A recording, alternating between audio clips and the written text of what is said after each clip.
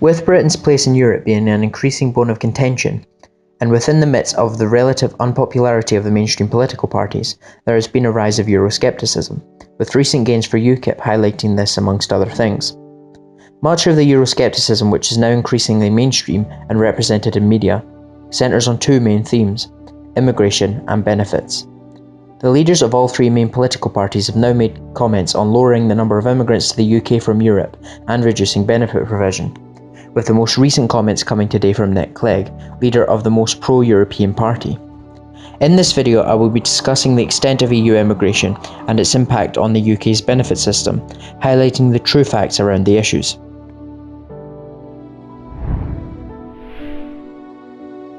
It would firstly be appropriate to look at the extent of immigration to the UK, and from the UK.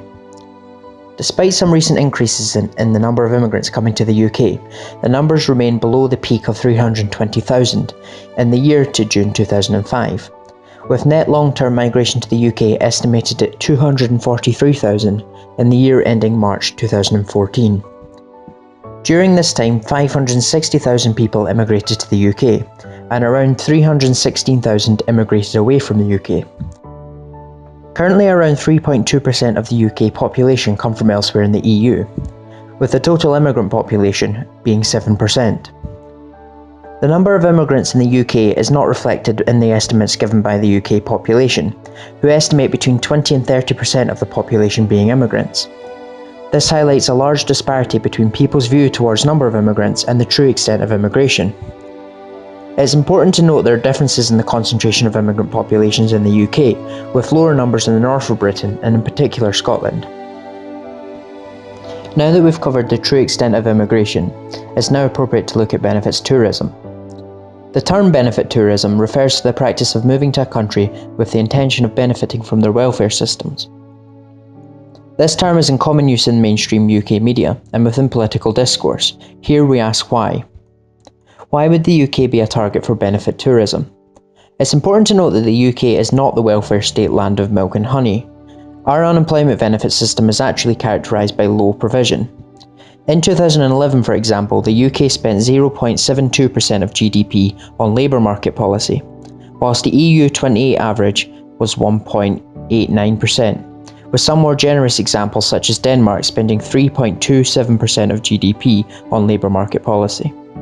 The main reason for the possible attractiveness of the UK system is that it's fairly unconditional.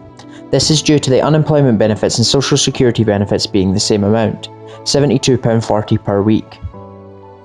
Because our unemployment benefit system is quite low and not conditional on insurance payments, etc., where the income assessed benefit is the same as if you have not made any national insurance payments at all, it could be seen as attractive to job seekers in the EU. This distinction between unemployment benefits and social security benefits is very important. An individual needs to be seeking work to be unemployed, and only workers are subject to discrimination laws. Thus, social insurance benefits are inaccessible by benefit tourists. The recent German case where a Romanian was denied benefits due to not seeking work is an example of how the free movement of workers only covers workers and work seekers. This means that benefits tourism is going to be a fairly negligible issue, as to claim benefits one must be seeking work, just as an individual from the UK does, but will not have access to the income support benefit a UK citizen has. This is reflected by the percentage of unemployment benefits being almost exactly the same amongst EU immigrants in the UK as UK nationals. 3% of UK benefit claimants come from elsewhere in the EU, just as 3% of our population does. This means, importantly, that there's no evidence to suggest any large-scale benefit tourism. It's important to note that a tiny proportion of public spending goes on immigrants and benefits in general. Immigrants tend to be of working age and thus not claiming as much with regards to big areas of social spending such as in health and in pensions.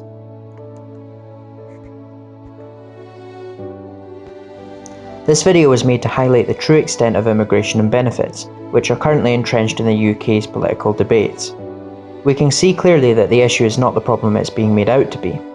The reasons for the concentration on the EU, immigration and benefits are thus questionable, but the reason for the rhetoric around this will not be discussed in this video. I hope you've enjoyed the video.